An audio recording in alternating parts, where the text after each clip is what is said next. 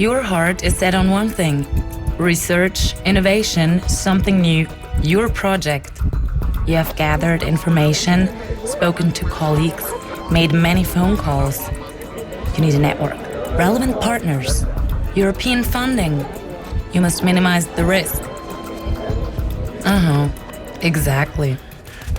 Networks, raise money, enter into partnerships, all simultaneously, and still promote your project. You lose perspective, lose your strategy. You run out of breath.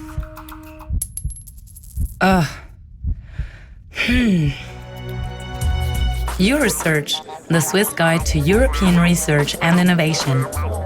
We inform, advise, and we connect. We have a presence all over Switzerland and are well networked all over Europe. We'll show you the way to partnership and promotion of innovation in Europe. Euresearch, the Swiss guide to European research and innovation. Mandated by the Swiss government.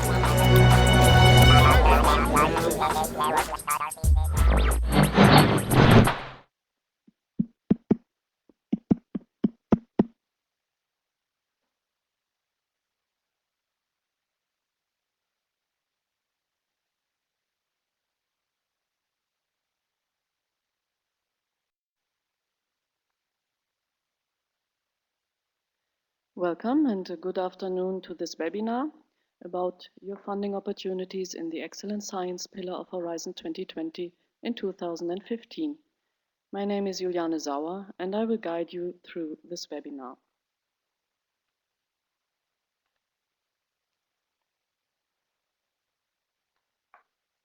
This is the outline of this presentation. At first, we will have a look at the setup of this webinar. Then I'll explain briefly to you the structure of Horizon 2020. Afterwards, we'll talk a couple of minutes about the status of Switzerland in Horizon 2020, before having a look at the Marie Sklodowska-Curie actions, the ERC, and the future and emerging technologies with my colleagues Judith Spinden and Francesco Kienzle. A chat session where you can ask your questions and we will provide you with the answers will conclude this webinar. You are invited to ask your questions via the chat window. During the webinar, we will collect them and afterwards we will answer them. This is the setup of this webinar. In the big window, you will always see the slides of the presentation. On the upper right-hand corner is a photo of the current speaker, and below you will find the chat window for the questions. Please don't hesitate to ask your questions. Once again, we will collect them and answer them at the end of the webinar. For your information, this webinar will be recorded and afterwards we will upload it on the YouTube channel of Euresearch, and we will also send you a follow-up email with a link to this YouTube channel and of course the presentation in PDF format. Let's now have a look at an overview of Horizon 2020, the EU framework for research and innovation. Horizon 2020 has 3 pillars. On the right-hand side of this structure, you can see the pillar societal challenges, which follows an approach with different topics. For example, if you're carrying out research in health or food security, you should have a look at under these societal challenges. The middle pillar is called industrial leadership, and it deals mainly with enabling and industrial technologies, but also with topics regarding innovation in SMEs and access to risk finance. The so-called first pillar is called Excellent Science, and it covers the European Research Council, future emerging technologies, the Marie Sklodowska-Curie actions, and the European research infrastructures. Today, we will focus mainly on ERC, FET, and the MSCA, because there are only 2 minor calls this year under the European research infrastructures. We will focus on ERC, Marie Curie, and FET. This slide gives you a short overview on the different programs of the Excellent Science pillar with its objectives and the instruments. For example, for the ERC, the overall objective is to promote scientific excellence. The instruments are a variety of different grants. My colleague Judith Spinden will later on explain more about these. The Sklodowska-Curie actions have as an overall goal to promote the mobility and exchange of researchers and staff, and they have 4 different actions we will cover later on. FET has the overall goal of community structuring of mature ideas and address grand challenges with large-scale initiatives with 3 different initiatives. The status of Switzerland in Horizon 2020. As from fall last year, we are partially associated. We can take part in all different pillars of Horizon 2020. For the societal challenges and the industrial leadership pillar, we can take part as third country, whereas for the excellent science pillar, Switzerland can take part as an associated country. That means we have the same rights and obligations as a member state or any other associated country. This partial association will be until the end of 2016. I will now talk about the Marie Sklodowska-Curie actions. The key features: these follow an entirely bottom-up approach, so there are no topics predefined, but physical mobility of the researchers are the key requirement. The Marie Sklodowska-Curie actions are open to all domains of research and innovation, and they are also open to universities, NGOs, SMEs, or big companies alike. The participation of the non-academic sector is indeed strongly encouraged. The Marie Sklodowska-Curie actions offer career support for individual researchers on all stages of their career, and they are open to researchers of any nationality. There are 4 different actions. The first one is an individual-driven action, the individual fellowships, IF. They do give support for experienced researchers who undertake international and intersectoral mobility. There are 3 host-driven actions. RISE is Research and Innovation Staff Exchange, which fosters international and intersector cooperation through the exchange of staff. CoFund, which stands for co-funding of programs, of regional, national, and international programs, either doctoral or postdoctoral fellowship programs. And ITN, which stands for Innovative Training Networks, which foster the doctoral and initial training of researchers. This is an overview of the call deadlines and the budget in 2015. The first slide gives you the ITN 2015. This call is closed already, but we expect this call to open again at the end of the year with a deadline in early 2016. The individual fellowships call will open in March with a deadline in September. RISE is open now with a deadline at the end of April, and CoFund will open in April with a deadline in October.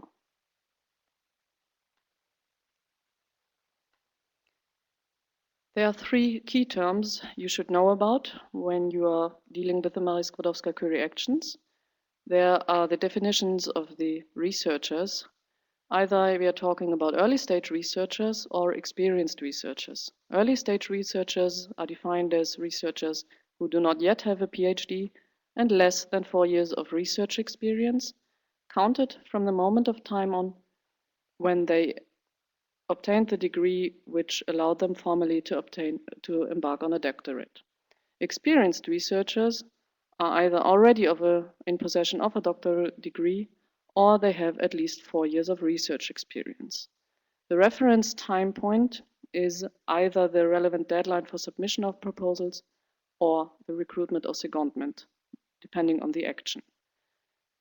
And the Marie Sklodowska-Curie actions, as we said before, focus on the exchange of researchers across countries and borders. So you should know about the mobility rule. The researchers shall not have resided or carried out their main activity in the country of their future host organization for more than 12 months in the 3 years prior to the reference date. Please keep in mind these 3 key terms. There are 2 types of fellowships, individual fellowships, either the European fellowships or the global fellowships. These are for individual researchers. The European fellowships, they are for fellows coming to or moving within Europe. for 12 to 24 months. So this would mean you have the possibility to come, let's say, from the US to Switzerland and carry out research at a host institution here. Or you could choose to go from Switzerland to any other European country, for example, Poland or Denmark, and carry out your postdoctoral research at a host institution in that country. The other fellowship is the Global Fellowship. This is for fellows who start in Europe, go to a third country, that means a country outside Europe, and they return to Europe for another 12 months. This return phase is mandatory. For example, you would start in Switzerland, go to the US for 2 years, and return to Europe either to Switzerland or to any other European country. Some more details. Again, you have here the overview of the individual fellowship. The mobility rule we explained before does apply. There is an exception for the so-called reintegration panel or the career restart panel, where the mobility rule gives you some more time. Additionally, you have the option of a 3 or 6 month secondment, either to another host institution in the same country or even in another country. This could be, for example, you're working at a university and you would like to explore possibilities and carry out your research for 3 months at a company. The call will open soon. The deadline is in September. Global Fellowship, they are addressed to EU nationals and long-term residents. That means researchers who have been in Europe and have carried out here research for 5 years consecutively. As I already explained, you start from Europe, you go to a country outside of Europe for 12 to 24 months, and you have to return for a mandatory return phase again to a European host institution.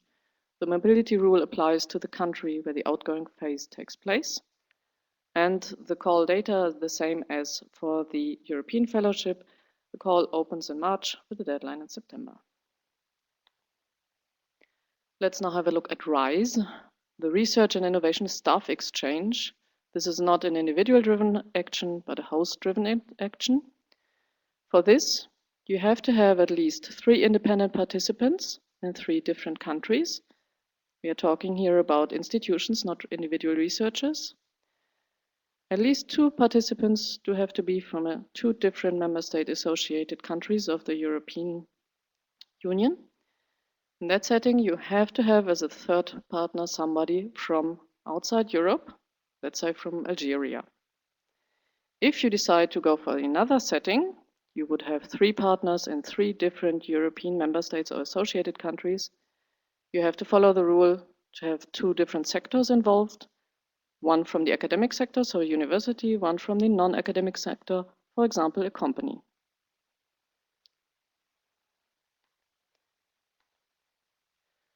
Who can take part in RISE? All countries can participate in RISE. All nationalities can participate in RISE. The institutions do have to fulfill a certain minimum requirements. They are not very complicated and outlined in the Horizon 2020 rules for participation. The mobility rule does not apply for RISE. The idea is behind RISE to have staff exchange. You follow an overall research goal, and in order to obtain this, you exchange your staff from the involved institutions to one another. Let's now have a look at co-fund. The main features there. This is a mono-beneficiary action, so you don't have to follow different settings of institutions, etc. It's one institution that applies. This institution can be any legal entity established in a member state or associated country. And the overall idea is the co-funding of a doctoral program for early stage researchers or a so-called fellowship program for the experienced researchers. The duration of these types of projects is 3 to 5 years, and the fellowships within these type of projects should last at least 3 months, but can be longer, of course. There's a maximum of 10 million euro per single applicant per call, and the EU contribution is 50% for the so-called established unit costs. These are researcher months to cover the living allowance for the researchers and the management costs. The call is opening on April 14th with a deadline on October 1st. Now for the Innovative Training Networks, ITN. The overall goal here is to foster research careers for early stage researchers with a common research and training goal. There are three implementation modes: the European Training Network, ETN, the European Industrial Doctorate, EID, and the European Joint Doctorate, EJD. ETN has as a minimum requirement 3 beneficiaries from 3 different member states or associated countries. For example, 3 universities, and then you can add up more universities or companies. You get paid up to 540 researcher months, and in order to find the right reviewers, you would apply to one of 8 scientific panels. The European Industrial Doctorate has a slightly different setting. You have, as a minimum, 1 partner from the academic sector, 1 partner from the non-academic sector, from 2 different member states or associated countries. If you have that, you can add more. You would get paid up to 180 researcher months, or if you have more beneficiaries, up to 540. And the European Joint Doctorate again has the same setting as the ETN, but the goal is slightly different. The institutions which are involved have to award a joint degree to the early stage researchers.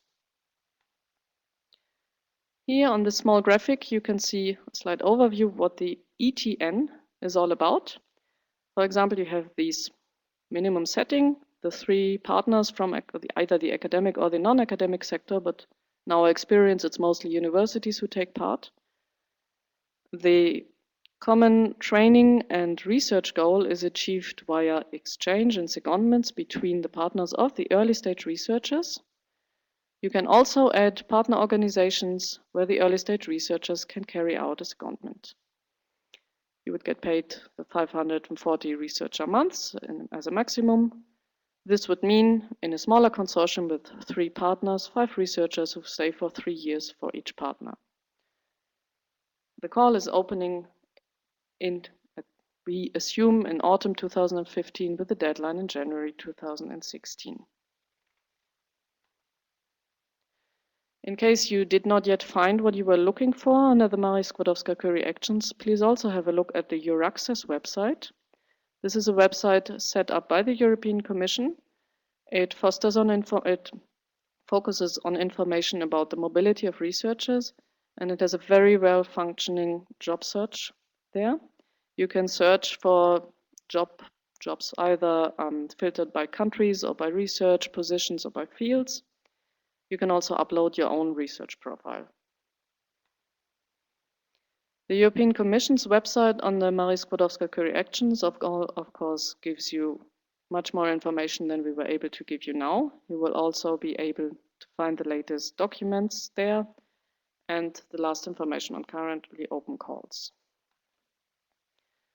Further information can also be found at one of Euresearch events and of course on our website. For the Marie Sklodowska-Curie actions, the next 2 events are the following ones. There's one on February 4th in Zurich, especially focusing on the Marie Sklodowska-Curie actions for the private sector, and one on February 17th here in Bern, which gives detailed information on RISE, the Research and Innovation Staff Exchange. You're of course also welcome to ask us any questions. You can see here I'm one of the national contact points for the Marie Sklodowska-Curie actions, and I'm working together with my colleague Dr. Sibylla Martinelli, the other national contact point. You can see below the link for the Euresearch website for the Marie Sklodowska-Curie actions. I will now hand over the microphone to my colleague, and if you have any questions, please don't hesitate to ask them in the chat window. You're welcome. We will answer them later at the end of the webinar.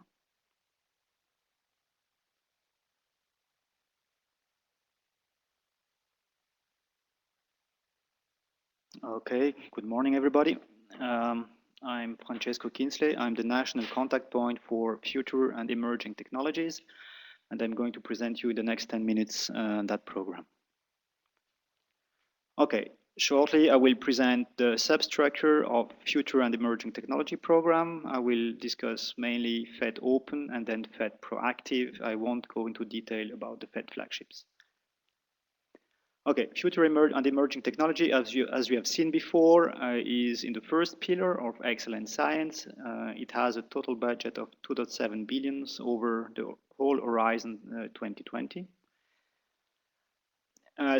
Future and emerging technologies as actually a substructure. So basically, the idea is here to cover the whole spectrum from, on the left side, the open, light, and agile research, so small-scale research, to, on the right side, to cover the roadmap-based, very heavy and agenda-based research. Okay, so the FET unit wants to cover the whole spectrum. And within that spectrum, they subdivided that in 3 areas. So on the right side, the so-called FET Flagships programs, which are 1 billion euros programs with about 70 or so tens of research groups involved. And at the moment, there are 2 big projects running, the very well-known human brain projects and the graphene flagship project. I won't go here into the details about that one. On the other side, on the other extreme, there is the FET-OPEN program, where they're funding individual projects on a really open-based aspect. I will come back to that later on. And between these 2 extremes, then you have the so-called FET Proactive program, where the goal there is more to identify emerging themes in the research and innovation landscape, and to foster a group of researchers around these topics. So now I will go into details about the first one, which is FET-OPEN. So FET-OPEN, as its name is indicating, is open in the sense that you can come with any kind of idea or research project you want and submit it to this program. It's supporting early stage and high-risk visionary science and technology projects. So they're really wanting, the European Commission really wants to go for visionary programs and high-risk ideas. On the contrary to ERC or Marie Sklodowska-Curie program, these are collaborative projects. It means you have to have at least 3, collaboration of person or institutes coming from 3 different member states or associated countries. And also explicitly specified within that program, there is the driving role of women's young researchers and SMEs. The typical project size is 2 to 4 million euro. These are indicative size. You can go above that if the project idea is justified. It's a one-step submission, so you come with your proposal and it's evaluated. It's not a 2-stage evaluation process, but only one-step process. And it's a rather slim proposal. You have to submit. It has 16 pages. I come back later on to that shortly. The proposal is not anonymous anymore. So it was on the previous 7th framework program. It used to be anonymous. It's not the case anymore.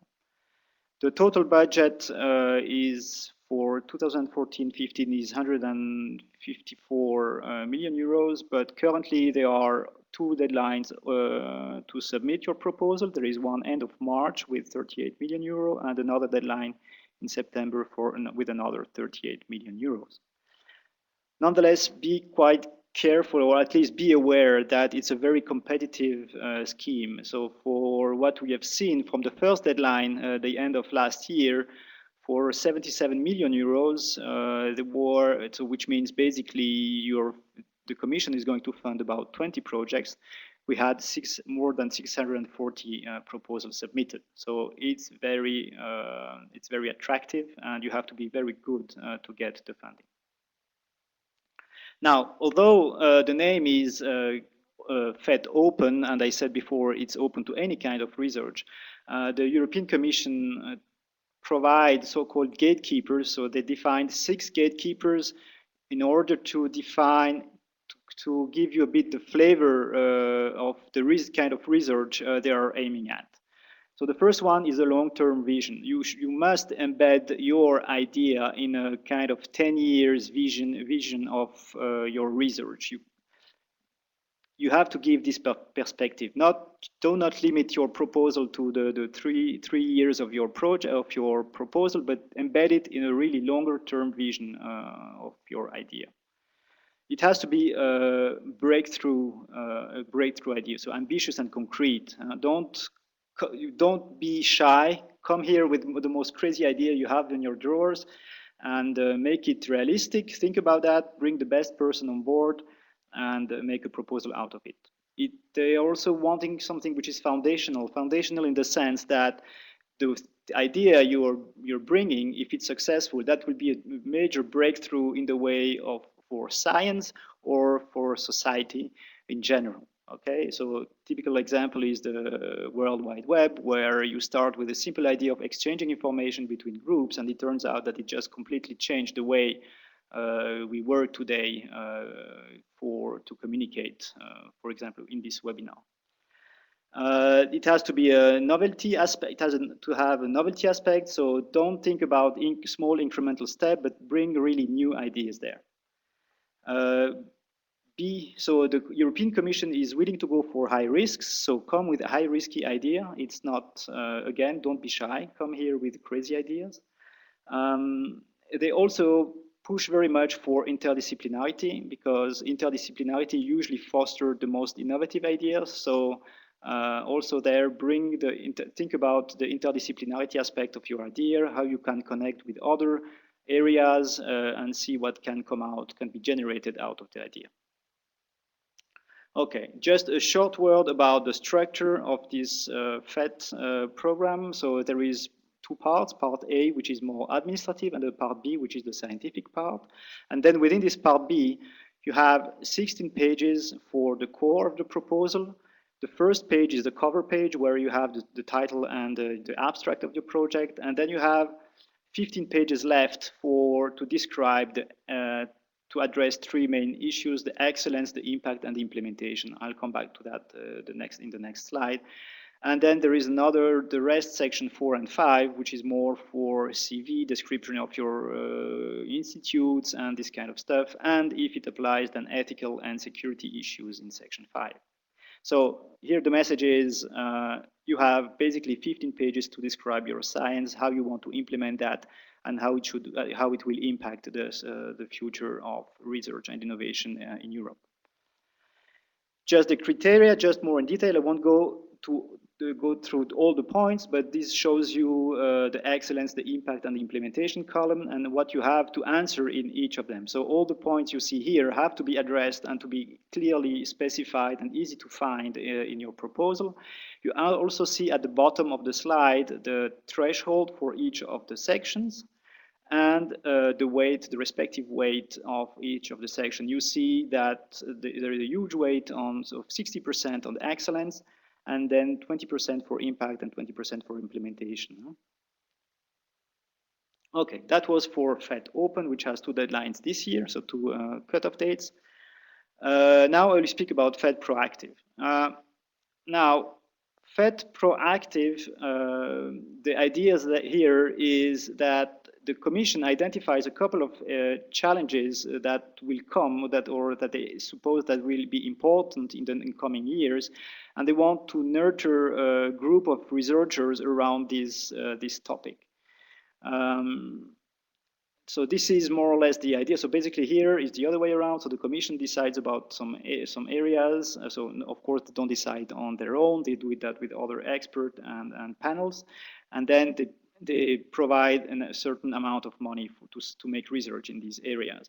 To give you an idea what has been funded previously, these are the 4 topics which were under this schema last year.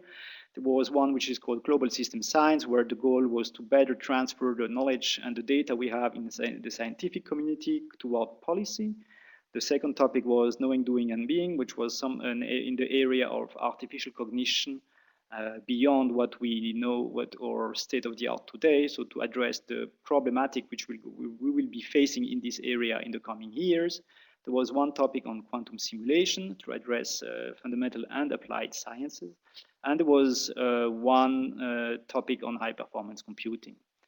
Now, this is now closed, so you don't have topics for 2015, but it's important to know that this proactive schema exists, and that will probably come back in 2016 and 2017.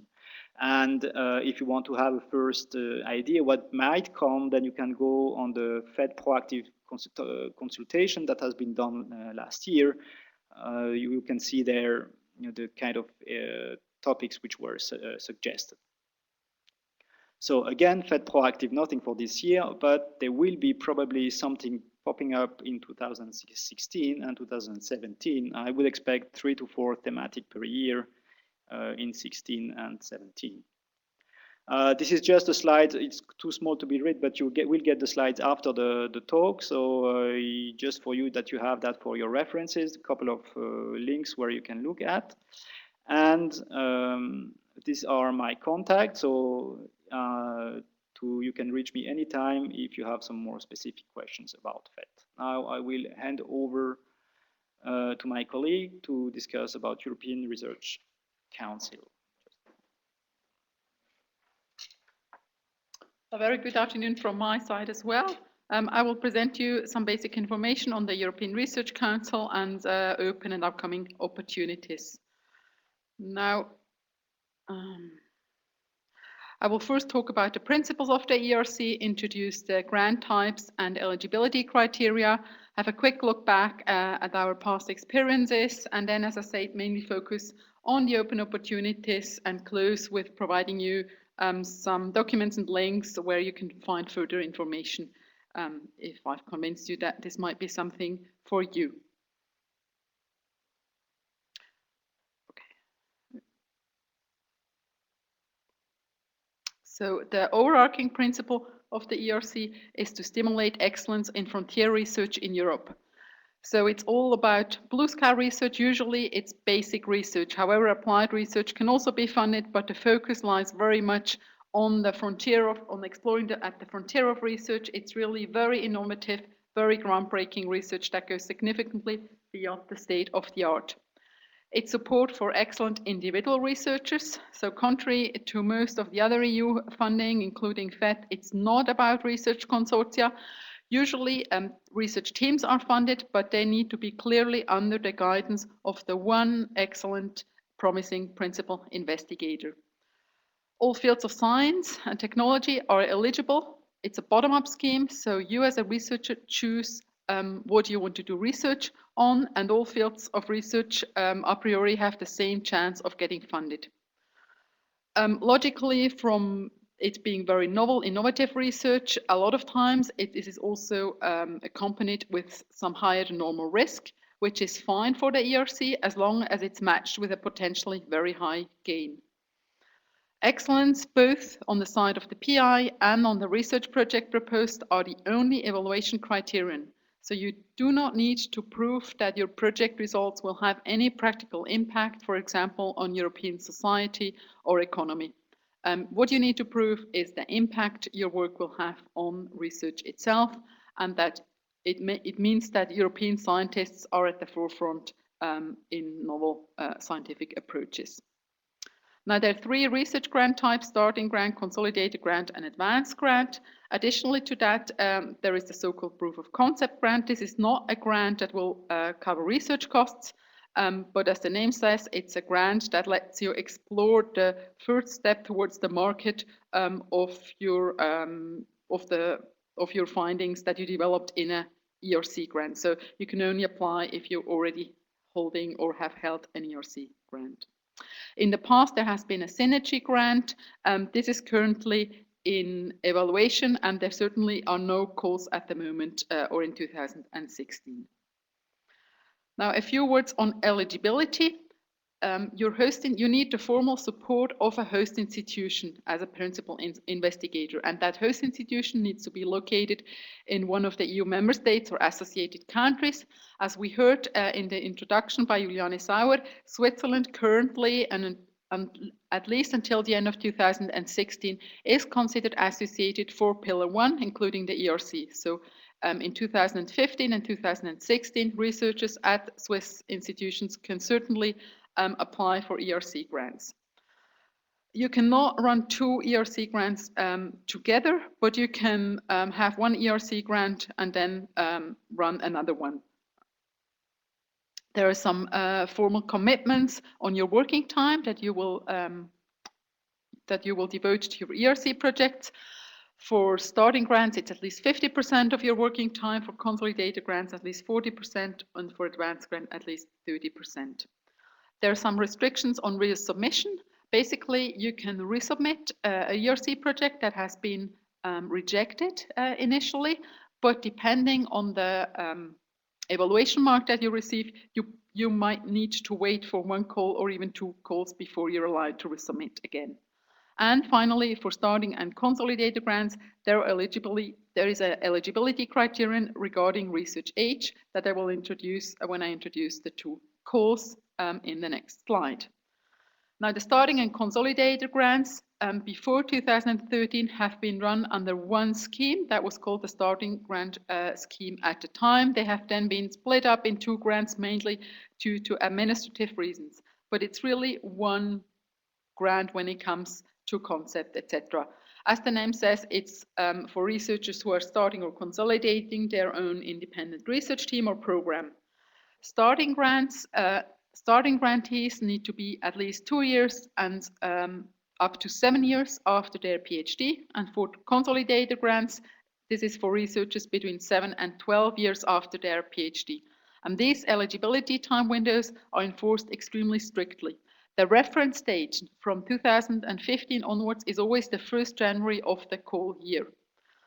If certain circumstances apply, you can extend your eligibility time window, for example, for maternity or paternity leave, long illness, and other reasons. Now, the ERC grants are very large, prestigious grants. You can request up to 1.5 million for a starting grant and up to 2 million for a consolidated grants for project durations of up to 5 years. Now, just a quick information on the advanced grants. This is for exceptional research leaders with groundbreaking project ideas. So this is for really established researchers, normally researchers who have much more than 12 years of research experience after the PhD. However, there is no restrictions at all on research age. You don't even have to have a PhD to apply for an advanced grant. What they look at is the past 10 years before the deadline, your track record, your output in those past 10 years, and you can apply for up to 2.5 million euro. Now, a quick look back on the 7 or 8 calls that we have witnessed so far with the ERC. The success rates globally have been around 10% for starting and consolidated grants, and those for advanced grants a little bit higher. So it is very competitive. They're very prestigious grants. However, what is really notable is the success rates of applicants with Swiss host institutions have been about twice as high throughout. So it's not that bad, actually, when you apply with a Swiss institution. And that's not due to the fact that you will have an a priori higher chance if you apply with a Swiss host institution, but because there has already been a selection to attract very good researchers to Swiss institutions because of the very good conditions. Now, another aspect of past experience has been the situation in early 2014 when Switzerland was not associated to any part of Horizon 2020, and hence researchers at Swiss institutions could not apply for the starting or consolidated grant of last year. The Swiss National Science Foundation has stepped in there and launched their own starting and consolidated grant call in the frame of a so-called temporary backup scheme. The starting grant has been completely evaluated, and the consolidated grant will be so shortly.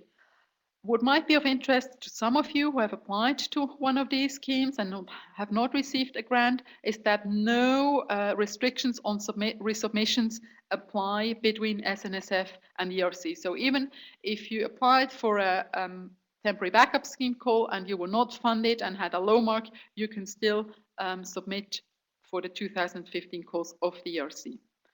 Now, speaking about the 2015 calls, this table shows you an overview of the basic information on the 3 calls. Both the starting and consolidated grant calls are open at the moment. The deadlines are 3rd of February and 12th of March, respectively. The advanced grant will open very shortly, and the deadline will be on 2nd of June. I've also included indications of the numbers of grants that will be funded for all the 3 calls below. If you're actually working on a starting grant or consolidator grant, actually on a consolidator grant proposal, at the moment, I would like to point out that we will hold an applicant training just this Friday in Zurich. Now, I will close with providing you a slide with some further reading and sources of information. There are two official documents, the work program and information for applicants, that are crucial. There is also a self-evaluation form that explains you the evaluation criteria a bit more in detail. I suggest if you're unsure whether you have the profile of an ERC applicant and whether your project idea fits the ERC scope, I very much encourage you to look at past funded project, and I indicated two resources where you can search such projects. And also I provide you with the link of the very good ERC website. Now, I'm one of three ERC national contact persons. It's my colleague Katja Wirth, she's also the head of our section, and also Veronique Saudet, who you can at any time contact if you have any questions or need for advice on the ERC. We'll look forward to hearing from you. If you have practical questions or questions on how to get the official support by the host institution, please contact our regional office. I look forward to take some of your questions in the chat later on and hand over the word again to Francesco Kinsley. Okay, I'm back again just for a few slides about to present you our network.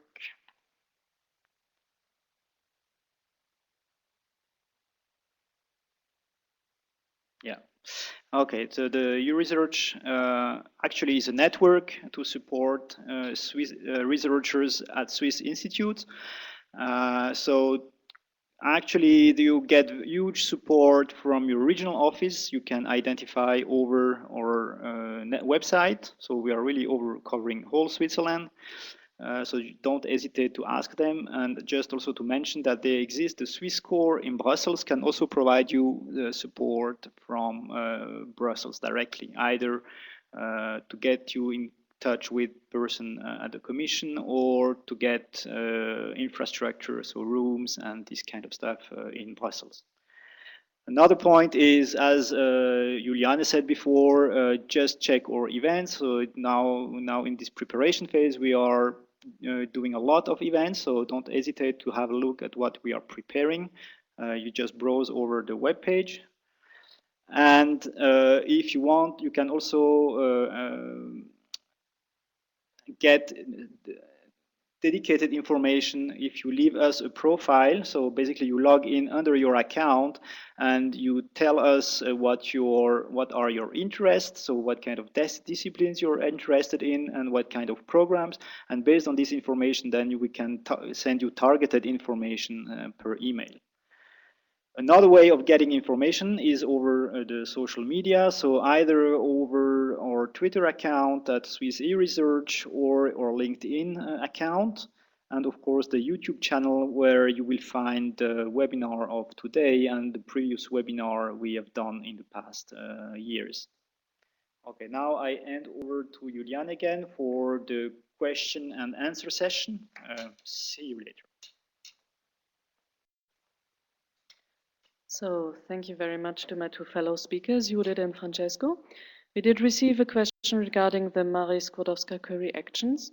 When I talked about the global fellowships, I did mention that the global fellowships are open to nationals or long-term residents of EU member states and associated countries. The question we received was, are Swiss citizens also counting as EU nationals? Well, in the moment, you would be fully eligible to apply for the global fellowship. As we said, at the moment Switzerland is in this first pillar of Horizon 2020 partially associated. So in case you're interested to apply for the global fellowship this year and the next year, you would be fully eligible to apply if you're a Swiss citizen. The work program does define on page 41, again, the long-term residence. Long-term residence means a period of full-time research activity of at least 5 consecutive years in Europe. If you have further questions regarding the eligibility, in particular for the individual fellowships, we know that sometimes this can be quite tricky, so please don't hesitate to contact us, and we'll be happy to have a look also at your CV, and we can help you to define which would be the best action to apply for at the moment. In case you're listening to us not from a Swiss institution, or you're not based in Switzerland right now, but listen to this later on and you're in another country, there's a network of NCPs, and there is a national contact point for the Marie Sklodowska-Curie action in every European country, and you are free also to contact my colleagues in these other European countries. In case you wish to come to Switzerland, please don't hesitate to contact us. In case you wish to go to another country, let's say from Poland to Italy, please feel free to contact the Polish or Italian national contact points. In case you don't know where to find the contact data, please get back to us, we'll help you. Now a question regarding FET. Francesco? Okay, the first question I got was on one of my slides. I wrote that the proposals are not anonymous anymore. So the reason why I put that in is that in the previous FET, so under the previous framework program, FP7, FET was anonymous in the sense that the referee didn't see the name and the CV of the applicants. And that, just for you to know, that's not the case anymore. So under Horizon 2020, the proposals are not anonymous anymore. The second question I got was, are aspects of potential to commercialization of importance? For FET, yes and no. So in the sense that if you look carefully, if you read carefully the topic of FET in the work program, so that you will get in one of the link in one of the slides that you will get after the talk, actually you will see that there are actually two kind of sub-flavors of FET. Either you come with basic research, and there the commercialization aspect is of less importance, or the research has already been done, so the basic concept has already been established, and then you take this basic concept and you try to apply them. So that's the second point, and that's where commercialization aspects can take place. So there you're more, let's say, closer to the market, and you take from a basic idea, you try to make something out of that, a kind of product out of that.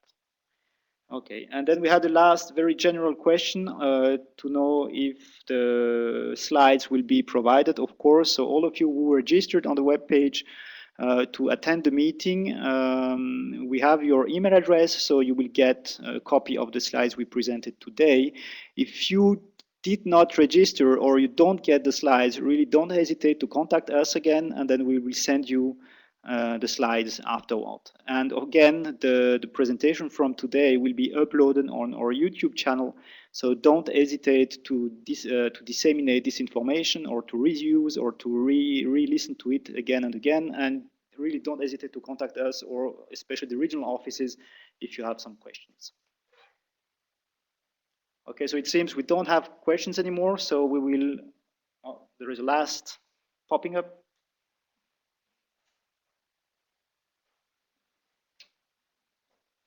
Okay, there is a question for ERC, so just that Judith comes to the mic and give her a few seconds to think about that. Yes, there is a question on the ERC. Do I need a last author paper to apply for a Consolidator grant? I just started an SNSF professorship, but I did 2 postdocs, meaning 8 years after my PhD. So the main question is a last author paper a must for a competitive Consolidator grant applicant? Again, yes or no. It would usually somebody with a profile to be competitive for a Consolidator grant would have at least 1 last author paper. However, authorship and the way the authorship is mentioned on papers differs a lot between scientific disciplines. So in that sense, I could imagine that there are scientific disciplines where last author papers are restricted to head of departments or so, and that it would be very difficult to have a last author paper at this career stage. but it's not so much about single outstanding achievements really, but your whole track record, your whole CV must have several achievements that point out that you really are above average of your career stage, that you're among the, I would say, 10 or 20% best researchers in your discipline in Europe at your career stage. And that is something that only yourself, I guess, can answer. Also taking into account who of your peers and colleagues have received an ERC grant in the past by looking at previously funded projects. There is another question just coming in on the ERC. Is there a way to have more than one institution in an ERC advanced grant? Formally, you can have more than one beneficiary in all of the ERC research grants, but this is not really the aim at all. The aim is really that you have one single PI that works at one host institution and shares his or her ERC project team around him or herself at that institution. However, in certain circumstances, it might be needed that a team member is located at another institution, but this needs to be really well justified in the proposal. So this is not foreseen, but technically it's possible, and if it's well justified, you can have other team members. In the past, there had been so-called advanced co-investigator grants, where you could have two principal investigators jointly being responsible for the advanced grant project. This has been discontinued. So now the focus is always on one single individual PI. And even if you have a team member from another institution, it needs to be very clear that this team member also works under the sole supervision of the one PI.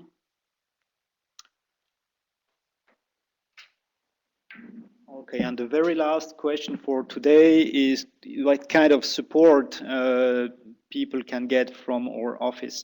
So basically, you can get quite a lot actually. Of course, these are for institute based in Switzerland.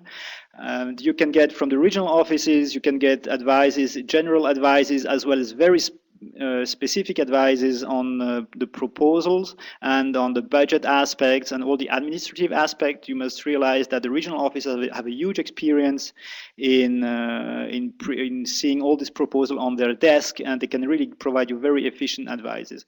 Now, from the head office in Bern, you can ask the respective national contact points, depending if you want to submit to ERC, FET, or Marie Sklodowska-Curie, sorry, and there you can get more, let's say, political information in the sense that does your idea fit within that grant or not? And if you're early enough and if you are coordinating a project, then you can get so-called proposal preview from the national contact points, which means the national contact. So in my case, FET, I will read your proposal. And of course, I won't understand much of the science you put in it, but I can give you advices on more on the political side if it's in line with the general idea of FET or on the specific FET proactive action. And it's more kind of soft reading we can do for that. But please announce it well in advance and contact the respective national contact point for that.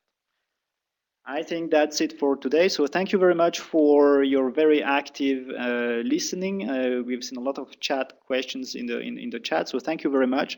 And I hope we hear from you in the coming weeks or coming months. Thank you very much and goodbye.